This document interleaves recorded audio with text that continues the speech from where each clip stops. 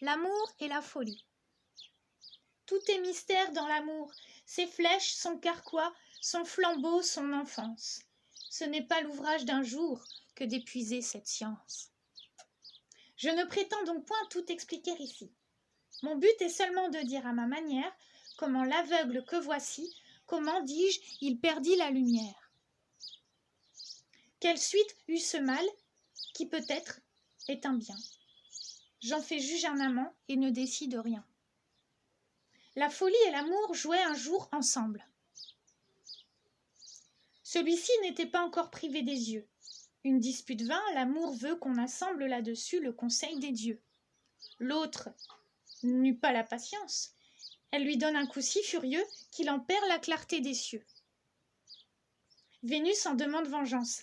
Femme et mère, il suffit pour juger de ses cris. Les dieux en furent étourdis, et Jupiter et Némésis et les juges d'enfer, enfin toute la bande. Elle représenta l'énormité du cas.